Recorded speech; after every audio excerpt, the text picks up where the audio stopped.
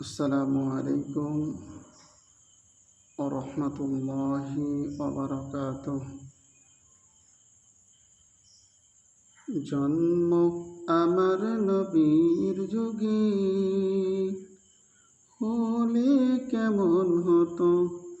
জন্ম আমার নবীর যুগে হলে কেমন হতো। দোনয়নে রসূল পাক দেখিলে কেমন হতো।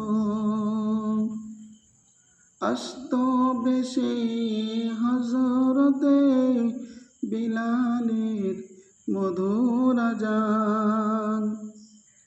ওই আযানে এমন প্রেম মুগ্ধ রহমান। দয়ার নবীর পিছে নামাজ পড়লে কেমন হতো। সামনে রসূল পাক হতো, পাশে সাহাবাগণ।